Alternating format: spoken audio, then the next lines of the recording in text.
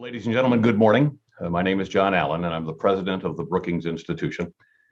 It's a great pleasure that I welcome you all today to today's featured speaker, Jake Sullivan, who's the National Security Advisor to President Joe Biden. Sadly, we only have a short time this morning, so my introductory remarks will be short. But Jake joins us only hours after the first, albeit virtual, meeting between the U.S. President Joe Biden and the Chinese President, President Xi Jinping. Now, they're the leaders of the two largest economies in the world, but both President Biden and President Xi are facing a series of critical challenges. And over the last decade, strategic competition between Washington and Beijing has intensified as a result of Beijing's approach on a number of issues, to include the South China Sea and Taiwan, and other critical regional security matters and trade and human rights.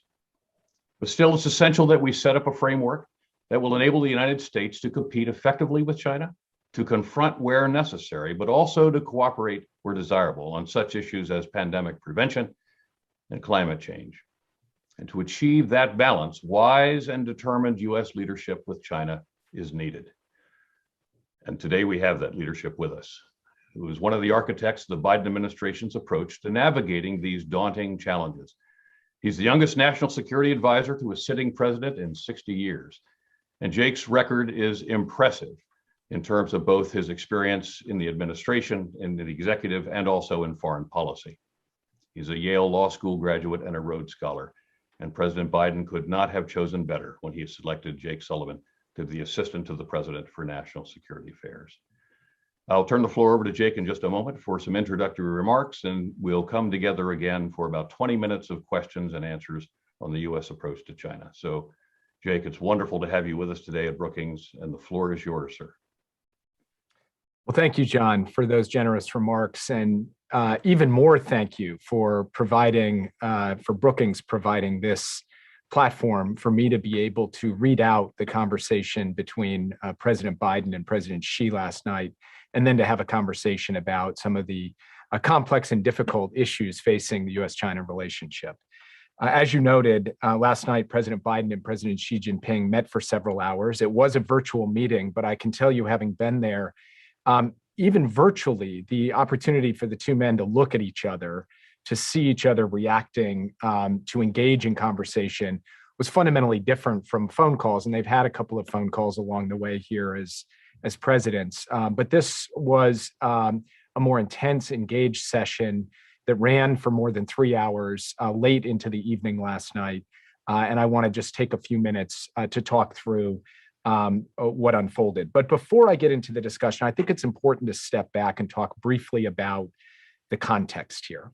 President Biden went into this meeting having spent 10 months in his foreign policy shaping the strategic environment so that he walked into this meeting in an effective position. 10 months of strong steps to invest in ourselves at home and to align with our allies and partners around the world. At home, we have been focused on replenishing the reservoirs of American strength so that since taking office, President Biden has made great strides against COVID-19 here in the United States, and now has taken the lead in the battle to beat COVID-19 globally. The House, as we speak, is moving forward this week on the most significant investment in working families in decades. And yesterday, just a few hours before he met with Xi Jinping, joined by members of both political parties, President Biden signed into law the largest investment, a bipartisan investment in American infrastructure in history. Looking abroad, President Biden has asserted American leadership anew. And just the last several weeks tell this story well.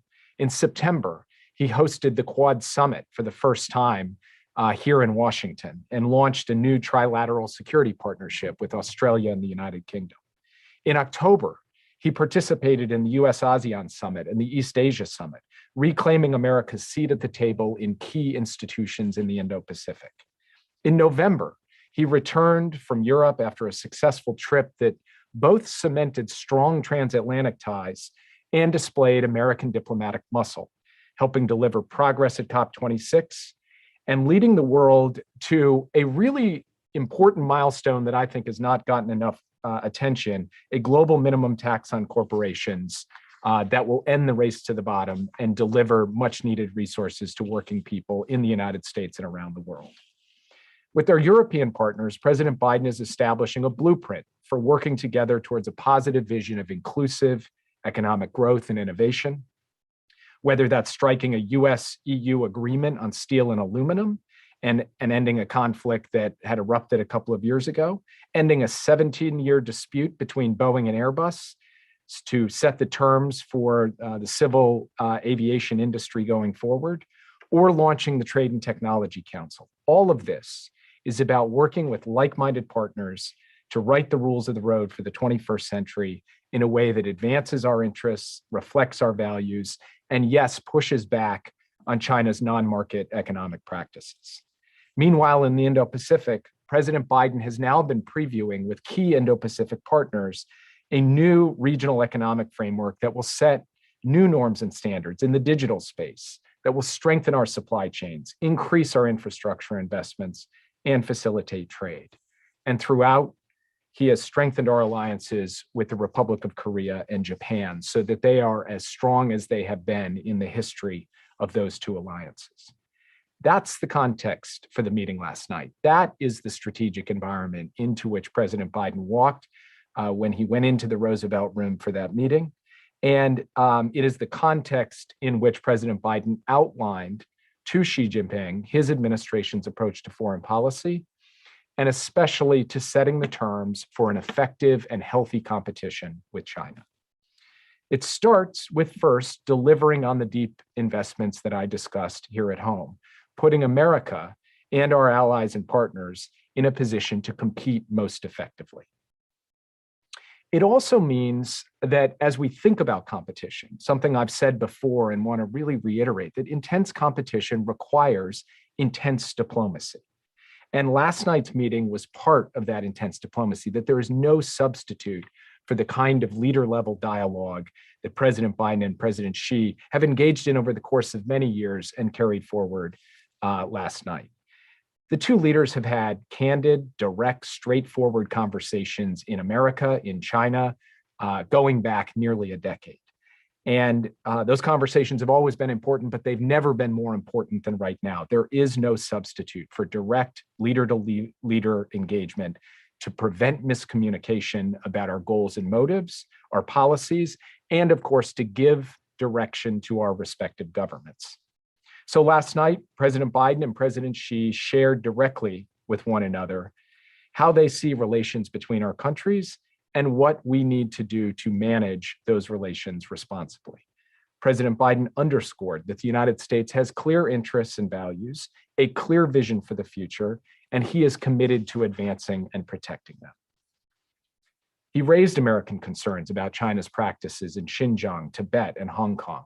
He raised concerns about human rights more broadly, not directed at any one country, but directed to the fulfillment of a basic proposition that the president talks about, the opening words of the Declaration of Independence that is written on parchment, but also written deep in our country's bones. And that was the spirit with which he approached the conversation on human rights with Xi Jinping.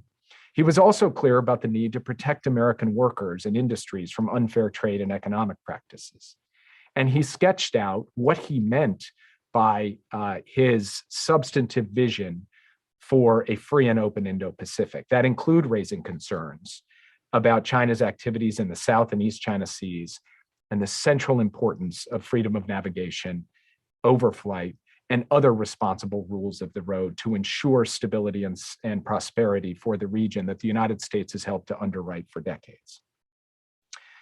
The two leaders spent a good amount of time on the question of Taiwan. And President Biden underscored his commitment to the One China policy, which is guided by the Taiwan Relations Act, the 3 joint communiques, and the 6 assurances. He also reminded President Xi that he voted for the Taiwan Relations Act as a senator. And so he understands deeply, firsthand, that the act makes clear that any effort to shape Taiwan's future by other than peaceful means is of grave concern to the United States. President Biden and President Xi also discussed in detail a number of areas where miscommunication or miscalculation could lead to challenges in the relationship. President Biden was clear where he believed that certain of the PRC's actions are potentially destabilizing, and he stressed the need to develop ways to manage strategic risk and to put into place common sense guardrails to ensure that competition doesn't veer into conflict. President Biden often quotes his father on this point, who once said that the only conflict worse than one that's intended is one that's unintended. And he reinforced that point again to President Xi last night. Of course, he also spoke with President Xi about the need for the United States and China, as the two largest economies in the world, as two countries with capacities and responsibilities, to coordinate in order to address issues of global importance where our interests align. They discussed health security and counter narcotics, and especially climate change. And President Biden underscored that the US and China do bear responsibility for contributing to effective and durable solutions. In this regard, the two leaders welcomed the recent U.S. China joint statement at COP26. But President Biden underscored the need for that not to be the end of the story, but just another step along the way, and that more progress is necessary, accelerated progress, more intense action, especially in the 2020s during what President Biden has called this decisive decade in the fight against global climate change. They exchanged views on key regional challenges, including North Korea, Iran, and Afghanistan. And they also discussed a broad range of global economic issues, including how the United States and China can work together to ensure global energy supply and price volatility do not imperil the global economic recovery. The two presidents tasked their teams to coordinate on this issue expeditiously. On all of these issues, President Biden made clear that China's good faith coordination on global issues is not a favor to the United States, and we will not look at it as such. It is something that's expected of all responsible states, including the United States and China. The United States contributes to global problem solving out of our own national interest and our sense of responsibility to the larger common interest, not because China asks us to or does something for us, and we fully expect the same in reverse.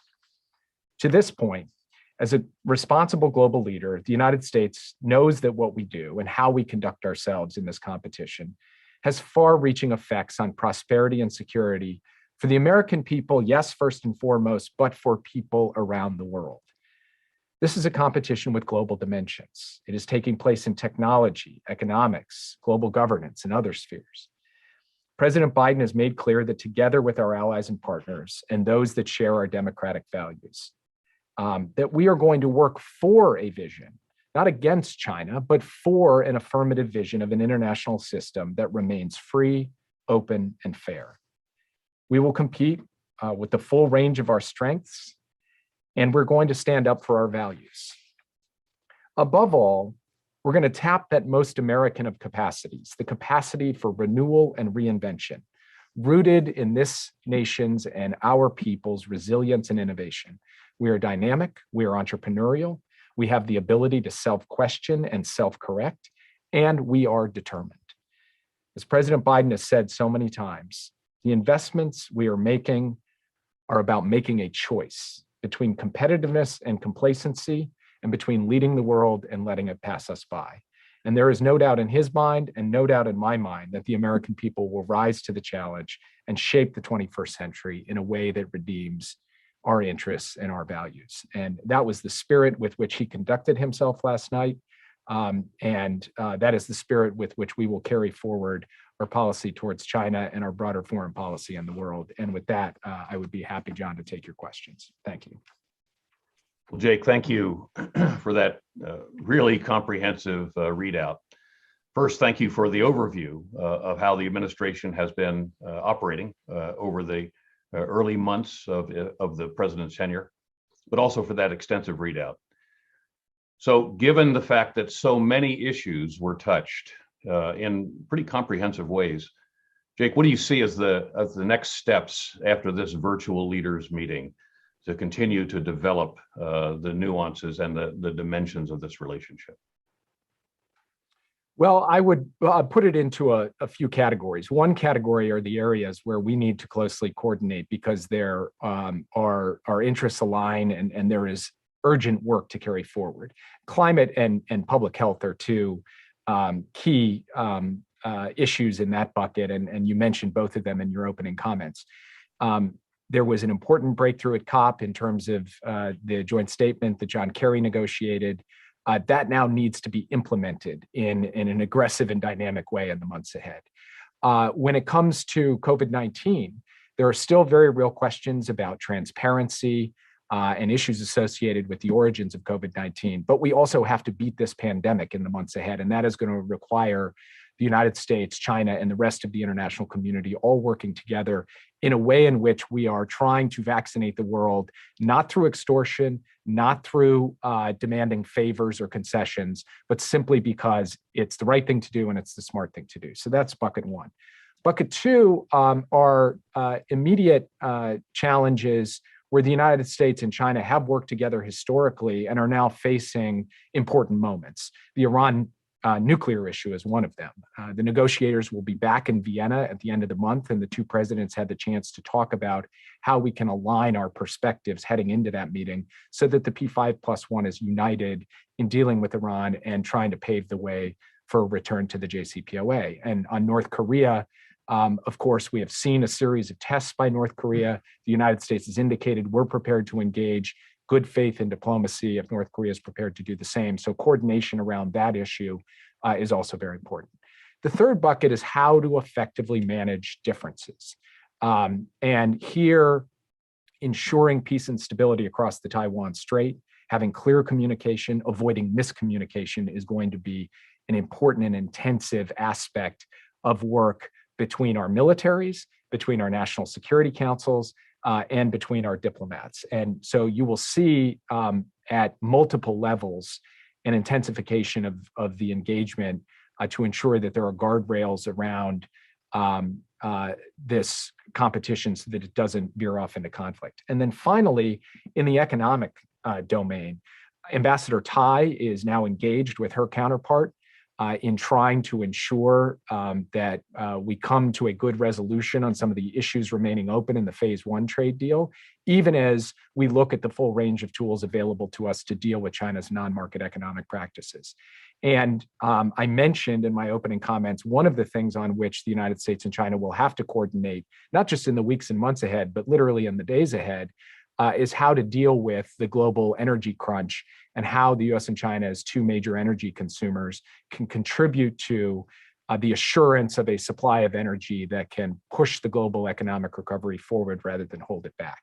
So that's those are different categories, but they all fall under one common umbrella, which is what President Xi and President Biden really reinforced to one another at multiple points last night was that this relationship needs to be guided by consistent and regular leader-to-leader interaction. And for that leader-to-leader interaction then to lead to a series of taskings to senior and empowered interlocutors on both sides who can engage not in dialogue for dialogue's sake, but on practical, tangible issues one by one to see where we can make progress and where we can't make progress, where we can ensure that we are reducing the possibility of friction and conflict.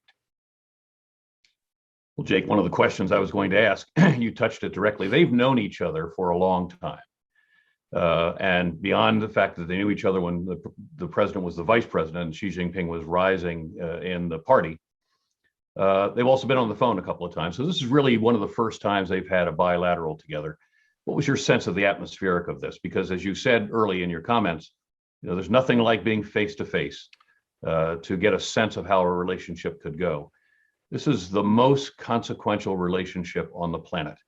And as this goes forward with this leadership by the Biden administration in reaching out to the Xi Jinping administration, how did you find the atmospherics in their personal relationship?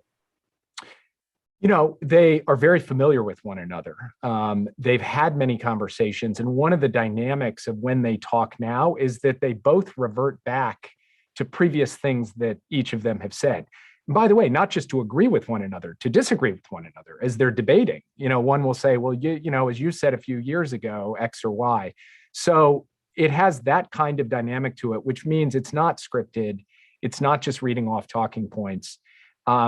The there is actually a genuine give and take because, for lack of a better term, each of them has built up a body of work with the other that can be brought into the conversation. That's point one. Point two is they both recognize the weight of responsibility in stewarding the U.S. China relationship and in stewarding their respective foreign policies as two significant countries in the world. They take that very seriously, and they are looking to shoulder that weight responsibly, to take care in the words that they use, in the formulas they adopt, in the issues they put forward. But that leads me to point three. President Biden and President Xi as well, but especially President Biden, is always going to be Joe Biden. He is going to be direct and straightforward. And he's not going to sand down the edges of direct messages on hard issues, whether it's communicating to President Xi his concerns about destabilizing activities around the Taiwan Strait, or his deep belief in human dignity and human rights, or his advocacy on behalf of American workers and businesses who are being subject to unfair trade and economic practices. So there were sections last night that were incredibly direct, candid, and straightforward. And there was nothing about the session that led either side to try to cut corners in terms of being direct with one another about where we disagree. So I think that gives you a good sense of kind of what the atmosphere is like in the room. Obviously, when they finally get to actually be physically in the same place, that rapport and dynamic will allow for even fuller interchange. But this was a big and I think meaningful step forward from just talking on the phone. And I think both leaders benefited from it. Jake, you've touched so many things this morning. Let me just touch one other issue. You touched on the security matters associated with Taiwan and the conversation that emerged from that South and East China Sea, potential hotspots or flare points. But we have heard the Chinese talk of late about the potential to add as many as hundreds of warheads to their nuclear arsenal. They are very clearly working through emerging technologies, particularly in the cyber domain and hypersonics, and of course the recent test of the fractional orbital bombardment system. Was there a discussion at all on how China and the United States can come together to address these issues? Because arms control, as we have traditionally known it, is much bigger now as an issue, and it spreads across the domains as well. And we're really the only two countries that have those kinds of capabilities. Was this a matter of discussion? And this will be your last answer, Jake. So thank you again for joining us. John, it is a great question. These are sensitive and consequential issues that matter profoundly for America's national security, and how we effectively manage them with China, as how we effectively manage them with Russia, will be determinative of whether we are succeeding in stewarding this policy effectively or not. So without going into too much detail on incredibly sensitive issues, President Biden did raise with President Xi the need for a strategic stability set of conversations around the sorts of issues you just described, that needs to be guided by the leaders and led by senior empowered teams on both sides that cut across security, technology, and diplomacy. And the two leaders agreed that we would look to begin to carry forward discussions on strategic stability. Now, that is not the same as what we have in the Russian context with the formal strategic stability dialogue that is far more mature, has a much deeper history to it. There's less maturity to that in the U.S. China relationship. But the two leaders did discuss these issues, and it is now incumbent on us to think about the most productive way to carry it forward from here.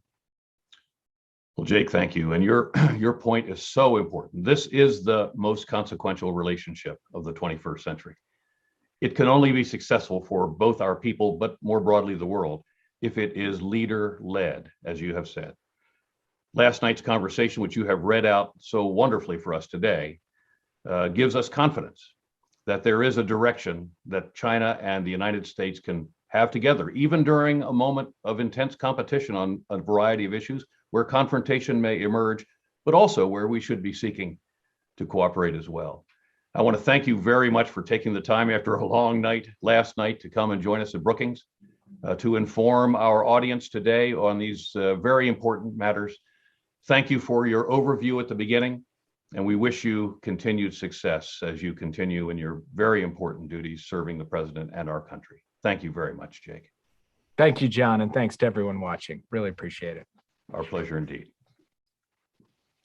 Good morning again. Thank you so much to John for conducting the conversation with Jake Sullivan. And thank you to Jake for the very thoughtful remarks after a long night of dialogue on the president's meeting with President Xi and the broad U.S. approach to China. I'm really delighted to kick off the second portion of our on-the-record virtual session to discuss the implications of what is perhaps the most closely watched Zoom meeting in recent history between President Biden and President Xi, as well as the broader dynamics of U.S. China relations. I'm Suzanne Maloney, Vice President of the Foreign Policy Program at Brookings, and I'll now welcome quickly an all-star panel of Brookings experts who are each engaged in in-depth, nonpartisan research and publishing on issues related to China, trade, technology, and democracy. Jessica Brandt is Policy Director in the Brookings Artificial Intelligence and Emerging Technology Initiative and a Fellow in our Center for Security Strategy and Technology. Her work focuses on disinformation and digital authoritarianism. She was the lead author on a bipartisan task force published last year entitled Linking Values and Strategy: How Democracy Can Offset Autocratic Advances. Ryan Haas is a senior fellow in Brookings Center for East Asia Policy Studies, as well as our China Center. He holds both the Michael Armacost Chair as well as the Gu Chair in Taiwan Studies at Brookings. Ryan served as Director for China, Taiwan, and Mongolia in President Obama's National Security Council, and he's published two important new books in just the past few months: Stronger, Adapting America's China Strategy in an Age of Competitive Interdependence, and Global China, Assessing China's Growing Role in the World, which he co-edited with several Brookings colleagues. Dr. Chung Lee is Director of the John L. Thornton China Center at Brookings and a Senior Fellow in our Foreign Policy Program. His research focuses on generational change, the Chinese middle class, and technological development in China. He's the author or editor of numerous books and other publications, and his latest book, Middle Class Shanghai: Reshaping U.S.-China Engagement, was published earlier this year. Finally, let me welcome Josh Meltzer, who's a Senior Fellow in Brookings Global Economy and Development Program, where he specializes in international trade law and policy issues. Like Ryan, Josh has also had a distinguished diplomatic career. Josh served in Australia's Department of Foreign Affairs and Trade. He now teaches digital trade law at Melbourne University Law School and has previously taught at Georgetown University and Johns Hopkins School of Advanced International Studies. So with that set of introductions, let me turn things over to our panel by asking for your assessment of the meeting between President Xi and President Biden. What did it achieve? Can it be judged a success on the relatively modest terms that the administration outlined in advance?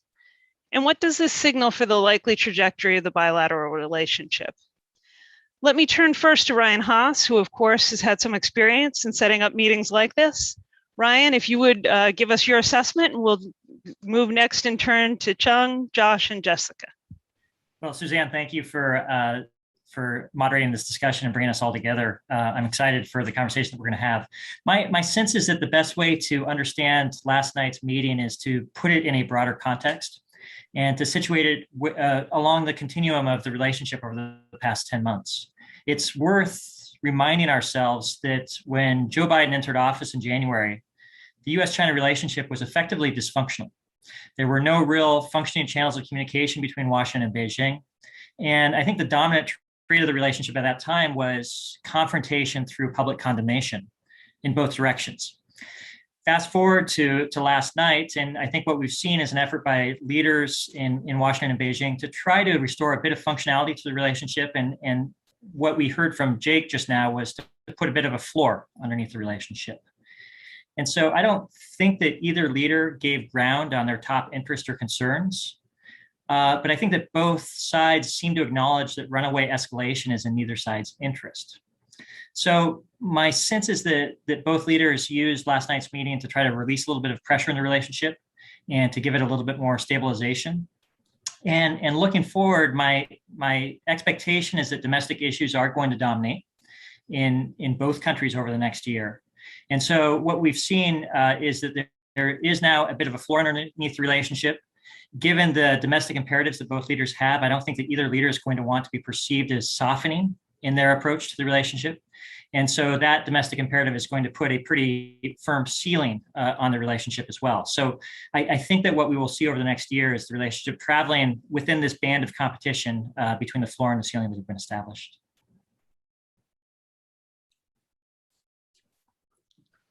Well, Suzanne, thank you for moderating this panel. I'm honored to be part of this discussion with my Brookings colleagues, especially following the very important, insightful, and intellectually stimulating remarks by Jack and the conversation between Jack and John Allen. Now, to your frame question, Suzanne, I believe that the meeting was a success, a commendable success for both sides under very difficult circumstances. As we know, U.S. China relations have deteriorated in the past 2 or 3 years at a speed and scope beyond what could have been predicted. Not only has each side accused the other of being a genocidal regime and speculated that the COVID-19 pandemic originated from a lab leak in the other country, but the risk for military confrontation and war between both superpowers is also on the rise, especially given the possibility of incidents, intended or unintended, in the Taiwan Strait and South China Sea. Now, will this meeting become a turning point that puts the bilateral relationship back to a track? My answer is no, partly because the U.S.-China tensions at present reflect profound changes in the geopolitical landscape, and adapting to this change is not easy, partly because some deep-rooted differences between the two countries, as Jack very insightfully laid out, and partly because President Biden lacks the political capital at home to warm up relations with this perceived formidable competitor or even rival. Now, but this meeting could ease or alter the current alarming dial path toward U.S.-China confrontation.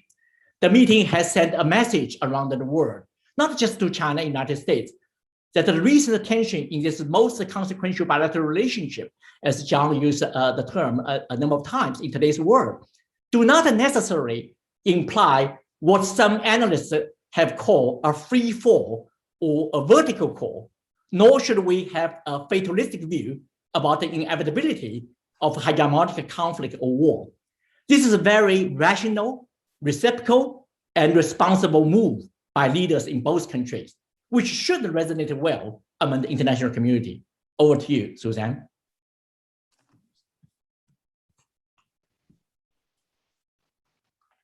Oh, Jessica? Sure, I'm happy to jump in next unless Josh wanted to take the mic. Yeah, no, sure. I was, it's great to be here with colleagues, and thanks, Suzanne, for putting this together. Look, I fundamentally agree with everything that Ryan and Cheng Li have said. I think, look, for me, addressing, I guess, the trade and economic dimensions, I mean, there was very little mention of that, of course, and none was to be expected. I think it's fairly well understood what the positions are on this. And I also think it reflects really a realization that there's not going to be a lot of progress, I think, bilaterally on the trade and economic relationship for the time being. And this, I think, reflects a couple of things that, came out very clearly, I think, in the meeting, and that Jake Sullivan, made clearer just before, which is the focus on the domestic agenda, which is very much obviously about putting the US in a position where it can most ably compete. And that is really about laying the foundations also for a better outcome, I think, on trade, both economically and ultimately politically. And, a shift away, I think, diplomatically from, these previous intensive focuses on the bilateral sort of diplomacy on the trade and economic side, and a more sort of clearer focus on setting the terms internationally by working more closely with allies. And so we heard Jake refer to the administration's, discussions now with allies on a new Indo-Pacific sort of economic framework. We've seen what's been happening with Europe and so far. So the administration's been clearly trying to set the terms for the economic environment globally as a way of sort of setting the terms for future discussions with China. But I think these are a way off. So we saw nothing on the hot button topic of tariffs, and none were to be expected. We know that Ambassador Tai has reaffirmed the United States commitments to the phase 1 deal, and the key issue there is Chinese compliance with its purchase commitments. And I think that's actually a really key outcome for the United States, because one of the things I think which has not gone reported on enough about this decision, which I think is fundamentally important here, is the decision by the administration not to walk away from a trade agreement simply because it was done by the previous administration. I think the cost to US credibility by the Trump decision to just simply pull out of the TPP without much reflection or justification really undermined, I think, other governments' sort of sense that they can rely on US administration when it comes to international economic policy, that it flops from administration to administration. Sort of putting a line under that sand is what I think is an important step. And then I think it really falls now onto trying to demonstrate compliance. So I think that'll be one area where we'll see, ongoing attention. We know that the USTR is looking at whether there are other tools that they need to use to address unfair trade practices. There'll be some cooperation and discussion in the WTO, but I don't think we'll see much more beyond that at the moment. Let me also add my thanks to Suzanne and to this group for this conversation. I see the situation along some of the same lines that Josh does when it comes to values and technology issues. I think as others have noted, this wasn't a meeting that was intended to produce concrete deliverables or outcomes. And areas of difference were certainly on the agenda, and that included, China's human rights practices and its approach to technology. But I think, when it comes to these values questions, this is not a place where either side has a lot of room to maneuver. And so, ahead of the meeting, the administration said that they're not sort of trying to change China's behavior through using bilateral engagement, but rather trying to shape the international environment more broadly. And I think, with that in mind, that most of the important activity on technology and values issues are happening in other fora like the Quad and the TTC, which we saw a lot of activity on earlier this year. Great. Well, thanks to all of you for putting a lot of issues on the table to start with. And we have just under a half an hour still to go. So let me get right to the heart of the matter. One of the questions on everyone's mind, I think, around this meeting, and of course, in the context of the bilateral relationship between Beijing and Washington, is the question of Taiwan. And of course, in some of the media who are watching this issue and who submitted questions for our event this morning, including Andrea Mitchell from NBC News and Camilla Schick from CBS News, this question of Taiwan really seems to loom large. Ryan, you described a kind of ceiling and floor on the U.S.-Chinese relationship. Will the floor hold when it comes to Taiwan? What do we have in terms of guardrails or crisis management systems in place to manage the potential for escalation there? And something you've written about, what is it that we can do to help maintain and strengthen Taiwan's credible deterrence against China? Well, Suzanne, thank you. These are profound questions. It's interesting putting the American readout and the Chinese readout side by side and how each side characterized both their own and the other side's positions on the discussion of Taiwan. In the American readout, it indicates that President Biden reiterated longstanding positions, including the fact that the United States opposes any unilateral changes to the status quo in the Taiwan Strait. The Chinese readout warned that anyone who plays with fire will get burnt, which is pretty provocative language to use in this type of setting, particularly against the backdrop of the type of atmosphere that was evident that Jake described just a moment ago. But the readout also indicates that President Biden indicated that he does not support Taiwan independence, which again is a longstanding position of the United States. So why is Beijing choosing to put so much emphasis on this point? I think they're doing so because they're frustrated. They're frustrated for two reasons. One, that the United States continues to demonstrate visibly its support for Taiwan. And I think that from Beijing's perspective, they believe that it emboldens and gives confidence to the people of Taiwan in their own future. And challenges their efforts to isolate and intimidate Taiwan. The second reason is that I think they're frustrated by the Biden administration's progress in internationalizing the Taiwan issue. We've seen Taiwan discussed when President Biden has met with Japanese leaders, South Korean leaders, with the G7 leaders, with Quad leaders. There's been a real effort to raise awareness of the international stakes of Taiwan security, again, in a way that frustrates Beijing's efforts to isolate and intimidate Taiwan and to treat Taiwan as a feature of U.S. China competition. And at the end of the day, the United States is not going to abandon Taiwan. Taiwan is an issue that enjoys broad and deep support, both with the executive branch of the United States government, as well as legislative grants, as well as a feature of bipartisan support between Democrats and Republicans. So when American leaders talk about rock solid support for Taiwan, this isn't a passing trend. This is part of a longstanding trend. And at the same time, look, I think it's important for the two leaders to have a direct, candid conversation with each other so that they can both leave the meeting with a clear awareness of the strength of each side's convictions about this issue. At the end of the day, to try to get back to your original question, Suzanne, the United States and China have been able to manage this issue as an element of their bilateral relationship for the past 40 plus years. I remain confident that they'll continue to be able to do so. In large part because the stakes of their failure to do so would be so profound. But we can't be complacent about this issue. We have to take it seriously and deal with it with the urgency it deserves. Thanks, Ryan. Chung, I'd like to turn to you now to say a few words about China's domestic politics and how this meeting and the broader question of bilateral dynamics between Washington and Beijing are playing into what is seems to be a very interesting moment in the evolution of President Xi's tenure and the overall system of power in China. What do you see happening on the ground? How do you think that this is going to shape the overall approach to foreign policy, and in particular, the prospects for the relationship with Washington, as we see really a trend toward cementing Xi's rule and toward growing authoritarianism in China? Well, Suzanne, thank you so much for that, for raising that important question.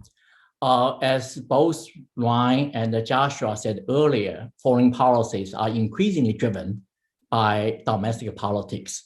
It is interesting that President Xi Jinping began his remarks in this video,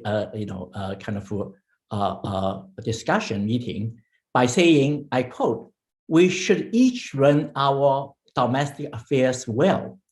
Now, end quote. This is not just directed toward the international audience.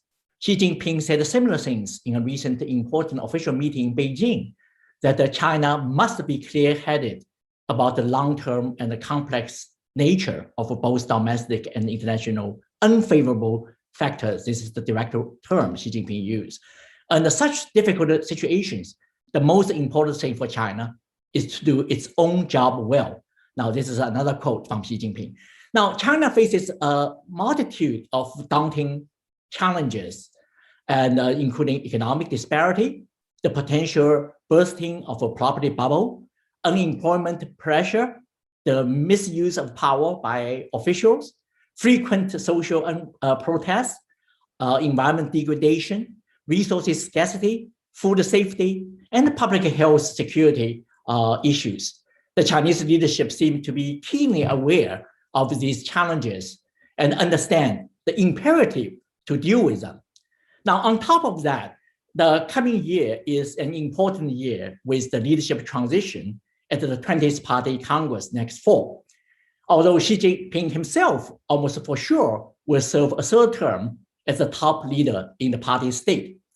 About half to 2/3 of officials at all levels of leadership will be changed in the year. So that's that's certainly it's not new. I mean, every 5 years it will do the same thing. This one is one of them. And so you can see the tremendous tensions or uncertainties in that regard. Now, as before, this will be a politically sensitive period. And from the perspective of Chinese authorities, it's in their best interest to maintain social political stability and have a conducive external environment. Now, Chinese leadership also understands that the growing nationalistic or nationalism and anti-American sentiment in the country can be a double-edged sword. By the way, some friends in China have told me that in the past few days, suddenly nobody in the country posts anti-American social media pieces now. So I think this is the ground observation about the effect of this meeting. I hope that there will be a lasting one, and certainly I think both countries should focus their own domestic affairs, domestic challenges. Over to you. Great. Let me turn next to Josh. You made some interesting remarks about essentially the relatively modest place that trade issues held in this dialogue that took place last night, and about the effective way that the United States is approaching these key differences, essentially in terms of trying to shape the environment globally and regionally, rather than necessarily sort of trying to craft a different approach to the specific trade policy that was put in place by the Trump administration. There's obviously a lot of frustration on both sides over the perpetuation of these tariffs. Do you see any real progress happening either over the medium or long term in terms of improving the U.S. China trade relationship? And what are the most effective tools that the administration can use to try to affect that? Yeah, great question, Susan. How long do we have? But I think, look, at some level, the relationship is better because we're not in the previous 4 years of sort of chest thumping and sort of trial by media, and a lot of build up around what was to be expected in terms of the leverage the US had generated by all these tariffs, and actually, frankly, what was a very sort of low-key deal in the phase one outcome. And so just sort of tamping down the temperature and trying to focus on what really matters for the US, I think is sort of a really important starting point. Everyone's made clear that domestic politics are going to be constrained. This will be absolutely key when it comes to the trade and economic relationship. So I think I don't think there's an appetite on the administration's part to really lower tariffs in any substantial way on China. USTR did say they're going to look more closely at a more effective exclusion process, which means that if you can demonstrate that you can't effectively source elsewhere, you might be able to get a tariff exclusion. And I think that will help businesses, particularly those who are using key inputs from China into their kind of supply chain. So that will take some of the sort of economic pressure off specific industries. But I don't think there is really an environment where we're going to see some dramatic lowering of tariffs. I think for the time being, the key challenge really is going to be, you've got what still remains, despite some reduction from very high levels, a very integrated economic relationship. And I mean, I think the trade levels were around 550 billion last year during COVID. The trend is a little bit down, but it's still extremely high. And so the question really, I think, is fundamentally still, how do you manage that economic interdependence where both sides, are prepared to use that interdependence to weaponize to essentially achieve other foreign policy goals? The US has been using that clearly with respect to China. That's what we saw in the last 4 years of Trump. China is clearly acutely aware of that sort of exposure, particularly along the technology supply chain, and so has a policy now of seeking greater independence. But how do you do this in a way which doesn't blow up the relationship, but deals with the national security concerns that do arise because of that economic independence? We don't have a clear answer to that. I think a core part of that is going to be where ultimately we land on the export control piece that's going through the Department of Commerce around what are emerging and critical technologies and what that definition ultimately looks like, around the investment screening piece as well. The cooperation with allies here will be absolutely essential, because none of this will ultimately be effective and will simply hurt US companies if it's not done in sort of cooperation with the key allies who also possess the technologies that could also end up in China. And so making sure that allies are on the same page, and we've seen that in the TTC context, we've seen that in the Quad context. So that's clearly, I think, on the agenda as well. And then the final piece that the US administration needs to think through, and we've got some indication from Jake Sullivan that they're in the process of doing that, is how do they re-engage in a more substantial way in the Indo-Pacific region? We've seen China put up its hand to join the CPTPP as probably the most significant outcome. The deeper is another digital agreement they want to join. These are sort of strategic moves on a chessboard that China is making at the moment, which would effectively, I think, block any chance of US rejoining those agreements. I don't think that was ever seriously probably on the cards for the US anyway. But, you do have a picture in the Indo-Pacific of China essentially being part of the core sort of trade architecture and the US not being part of it. And whatever one thinks about the commercial importance of these agreements, the optics is terrible. And I think that needs to be addressed. So the announcement and the expectation that we're going to see a new framework for US engagement in the Indo-Pacific, and that these discussions are underway with allies, I think is a really important first step. And I expect to see a lot more of that in the future. And as I mentioned, this will be, I think, the setting of the stage which will ensure that the US and allies are best placed to compete, to invest, to trade, and to minimize the cost of Chinese economic practices, which will lay the groundwork for, I think, engaging with China over the medium to longer term on these issues. Thanks, Josh. I want to stay on this question of shaping the environment, and in particular the sort of efforts of both sides to align allies through both formal and informal architecture. And specifically, Jessica, I'd welcome your views on the U.S. approach to technology competition. You've written that China has effectively integrated technology throughout its national security policy. How is it that the United States is trying to shape the environment globally and regionally for a more successful competition with China around technology? Sure. Yeah, I think this is like the question. And so, I think the first thing to do is to acknowledge the nature of the competition, which is that it's persistent and that it's asymmetric, and that it's happening, in domains, as Jake Sullivan said himself, that are sort of far from traditional battlefields, right? In spheres including technology. I think technology is probably the most intense domain of competition because it underpins so many of the other domains. So we first have to acknowledge that it's asymmetric, and then identify sort of asymmetric advantages of our own. And then use them, I guess, to frame the competition on our own terms. And I think, there's sort of three big buckets of things we have to do and are beginning to make progress on. And the first one is protecting and strengthening the sort of sources of our competitiveness. And so that, requires a broad range of activities, everything from, ensuring that we can attract and retain innovators. So smart and sound immigration policies, investing in critical technologies, and then protecting critical technologies with export controls, which is, Josh laid out is an important endeavor. Then there's sort of updating like bureaucratic processes and norms so that we're on a footing where we can be tactical in our responses. And so that looks like, creating ways for tech talent to come to government. And that's going to mean, maybe exchanges with the private sector, things like reforming acquisition processes that make it really hard to adopt new technologies on the time frame that, on the pace of change. And then integrating tech policy considerations, across government, which I think is a place actually that this administration has made big strides. And then last but not least is then leveraging those asymmetric advantages of our own and competing in the places that are, sort of most conducive to our success, and doing this in partnership with allies. So things like pooling talent and resources, conducting joint R&D, coordinating on norm setting. And again, these are also places I think, the administration has made the greatest strides, including in formats like Quad and TTC.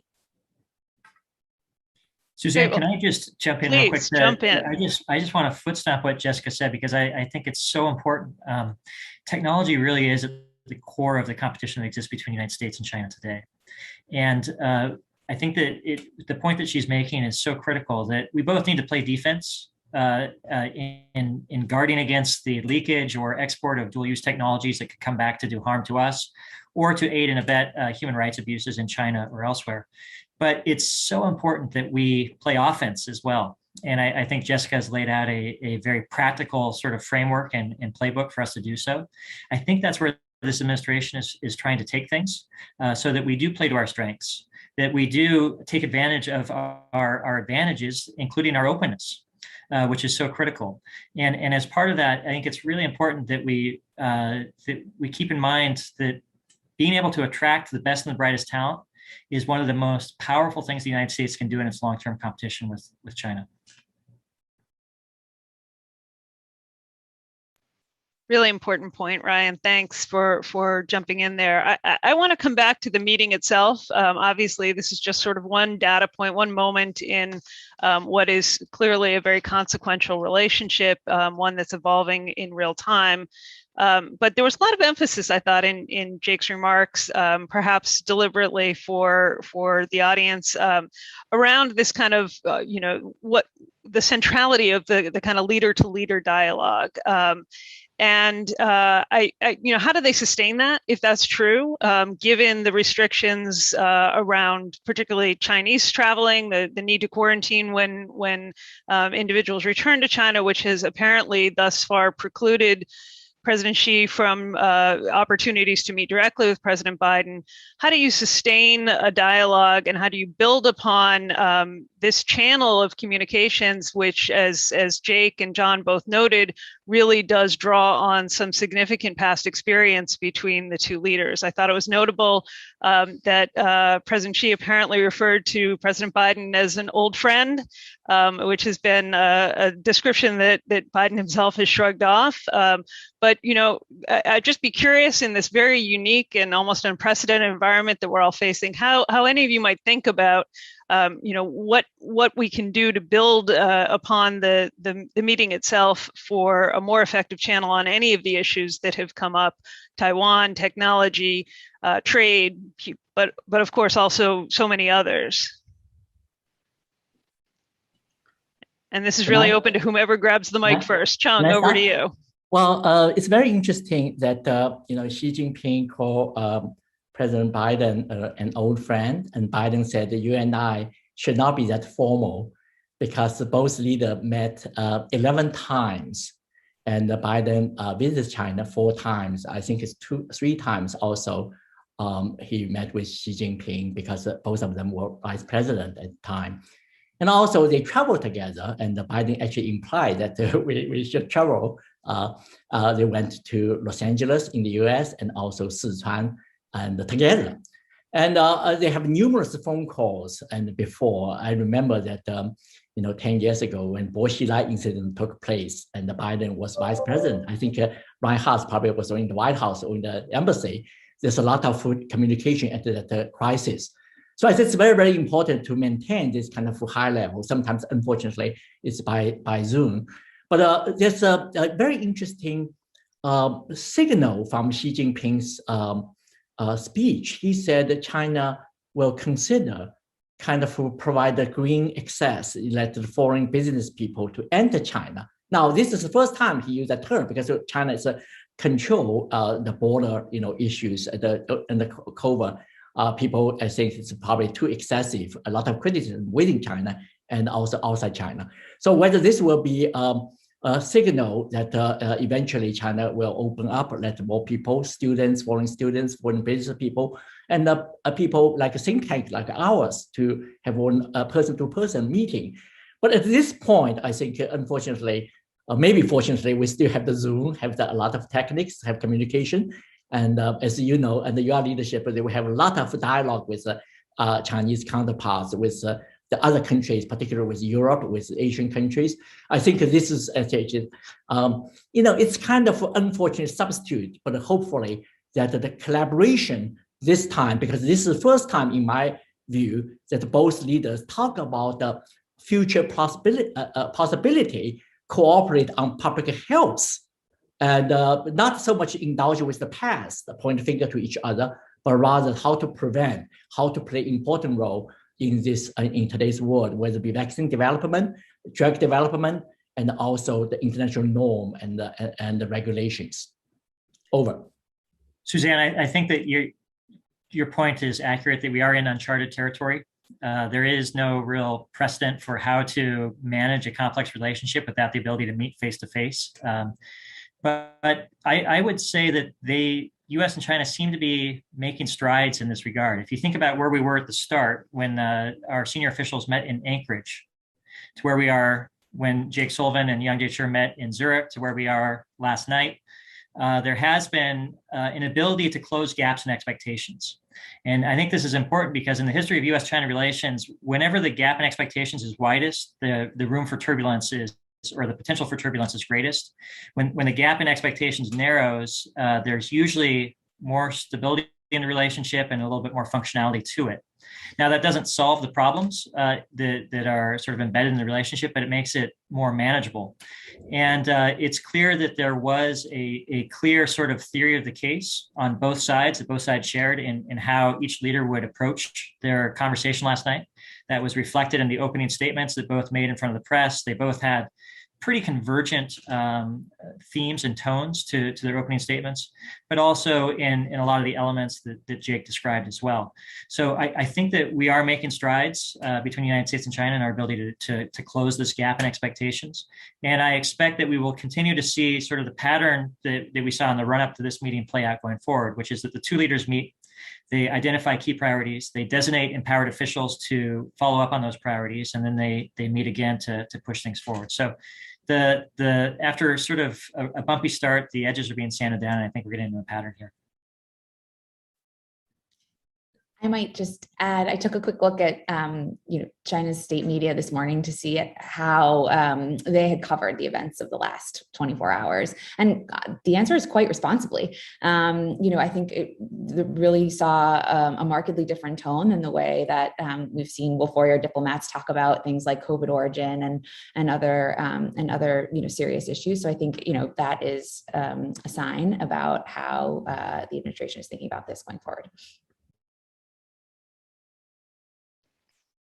Jessica, let me keep you in the hot seat for just a few more moments, and also turn to Josh as well. I'd welcome your views on, how high the ceiling can go effectively, to keep with the analogy that Ryan used at the outset of our conversation. There are many who look at particularly around human rights and also around economic freedom and opportunity, who look at this bilateral relationship as really a competition between two systems. Is that accurate, either in the values domain or in the trade domain? And if so, how do we approach it? So I'll turn first to Jessica, and then Josh, if you have any thoughts on this, or frankly, the rest of the panel, love to hear your views. Sure, happily.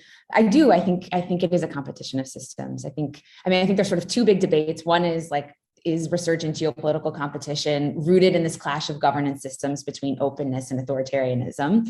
And then the second question is, how much is the sort of liberal democratic model, how much is our behavior driving China's behavior? And if so, what, if anything, should we do about that? And so I guess my own view is quite shaped actually by our Brookings colleague, Tom Wright, who I think very accurately points out that, for Beijing, our behavior is inherently threatening. Open democratic societies and liberal systems have these characteristics that are inherently threatening, because human rights organizations call into question their legitimacy, and free and open media environments bring to light failures and false promises, and social media sort of loosens the grip over information and over societies generally. And I guess leaders have reacted to this by increasing repression, and they use technological tools in order to do that, and the result is negative externalities for us. So at the end of the day, we both pose challenges to one another just by being who we are, and I don't see that changing. I mean, I think the one place that maybe these parties agree most is that we don't want a new Cold War, and I think this summit or meeting reflects a desire not to let the relationship slip in that direction. And of course, there are important differences between the Cold War, right? Like a very large and complex trade relationship that Josh is about to talk about. And I also don't think that Beijing is primarily motivated by exporting ideology. It's about making the world it's not about converting the world to its worldview, but about making the world safe for its worldview. And that's also a key difference. But anyway, I'll let Josh chime in. And I'm also curious for others' thoughts about, the nature of this competition.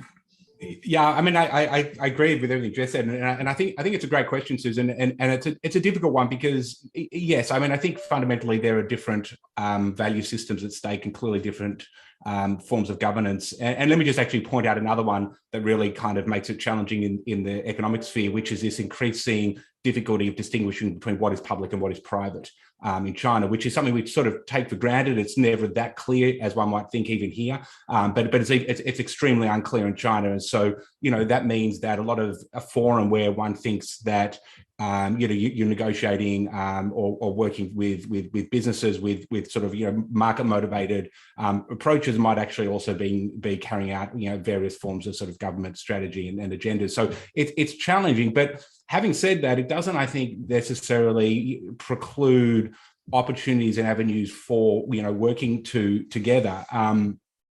President Biden talks about this notion of sort of effective guardrails. And so when I sometimes think a little bit about that, at the end of the day, as I mentioned, we've got this robust sort of economic and trade relationship, and a lot of that will sustain itself, right? So the question, I think, for the US is how does that sort of grow in a way which doesn't imperil national security? So if you take, for instance, the people-to-people links, which we've talked about, which I agree are absolutely essential for US innovation and growth going forward. And if you look at AI, where we've been doing a lot of work, China has been a big player in the innovation space there. And you don't want to simply shut that down, but you want to be aware that this is going to be a vector for opportunities to get access to sensitive US technology and know-how. But there seems to me that there are processes we could put in place here that would effectively minimize that risk, screen out the people coming from China who are sort of effectively trying to carry out, party, agendas and allow in more, genuine research and cooperation. Similarly, on the students front, when it comes to investment bilaterally, we may have some concern about investment into supporting China's technology, in particular sensitive sectors, and we may want to sort of actually not only screen inbound investment, but have another look at outbound US investment. But this is going to be an area, if applied appropriately and in a sort of focused way, means that there still should be a fairly broad range of activity in the investment space, which can continue to grow. And I think that will also, be true on the trade front. So I think that the challenge is going to be, given the differences which I think are built in, and we don't expect any of that to change, how do we effectively put in place policies which minimize the risks to the US on the national security side, which is really, I think, as we've said, fundamentally about getting at the technology piece. That is the most sensitive part of the bilateral economic relationship. That's the one area where we need to be most careful. But I think we can do that. I mean, it's going to be challenging, as we've seen, with the difficulty of defining out what we do in the export control sector, but I don't think it's beyond our capacity to do that. Chung, I see you want to get into the conversation, please. Yeah, and I just want to add one thing. There's a tendency that, we see the emergence of two blocks in terms of trade economic system, two systems, to IT and the internet system, to navigation system, the GPS versus Beidou, and the two military and ideological blocks. And we need to ask, is that the world we want? Of course, U.S. China has different culture, different political system, and etc. That Jessica said so well. But whether these kind of value differences, ideological differences, are like the former Soviet Union in the United States, is like the zero-sum game. One want to destroy the other. Or as again, that H. Biden and his top advisor said that we should also avoid zero-sum game, and Chinese leaders certainly also echo that. So I think that also for many parts of the world, many other countries, including Europe and Asia, they do not necessarily want to take a side. Of course, in terms of value, in terms of many other things, they want to, they certainly lean towards the United States, but in terms of economic development and the global common, they certainly hope that China will play an important role. So I think that the danger is these kind of blocks will not stop there, will be dangerous to lead to confrontation. So I think this video meeting actually tried to stop that. So I just want to add that that concern for both sides, and to think about this kind of tension or competition, try to avoid lead to this kind of two blocks. Suzanne, I don't want to be the freeloader that rides on the coattails of all these bright comments. So I'll try to just offer one quick addition to what they've said, because I think that the question you're raising is sort of central to how we think about the U.S. China relationship. We often talk about competition, but rarely pause to think about what precisely we are competing over. And I think essentially what we are competing over is to demonstrate which governance system and social system is most capable of delivering results, most capable of unlocking the potential of its people, most capable of accelerating innovation and economic growth, most capable of galvanizing global efforts to address transnational challenges. That's essentially what the United States and China are competing over. Both countries believe that their governance system is best poised to meet the challenges of the 21st century, and may the best system prevail. As an American, I remain highly confident that the United States is well positioned in this competition. I also am cognizant of the fact that some of the tools that we used previously aren't available to us now. Containment is not an option when over 100 countries consider China their top trading partner, for example. So we're going to need to be pragmatic and sort of play to our own strengths. But if we do so, I think we'll be just fine over time in our ability to compete with China. Well, thank you all. We have not had an opportunity to get to all the topics on the table, certainly not all the topics that were discussed in the 3+ hours between President Xi and President Biden yesterday evening. But I really want to thank our speakers, Dr. Chung Lee, Ryan Haas, Jessica Brandt, and Josh Meltzer in the order that you have here on my screen. I also want to thank all those of you who've been watching over the course of the past hour and a quarter. We really appreciate your attention and your engagement in the many, many questions that you sent in. We have tried to build into this conversation. I will also thank several people behind the scenes, Adriana Pita and Emily Kimball from our Central Communications and our Foreign Policy staff, as well as Trevor and Dan, who've been managing the audiovisual on our side. And let me just, as I close, thanking all the participants, all the audience, also just flag for those of you who have been watching that we'll have another event by the Brookings Foreign Policy Program tomorrow between 2 and 3 o'clock Eastern Time. Our colleagues Patricia Kim, Caitlin Talmadge, Melanie Sasson, Tom Wright, and Mike O'Hanlon will be joining in a discussion on one of the other issues that we haven't had an opportunity to talk in great depth about over the course of the past few moments, the future of strategic stability between the United States, China, and Russia. So please join us tomorrow at 2 p.m. Thank you all, and thanks so much to our speakers today.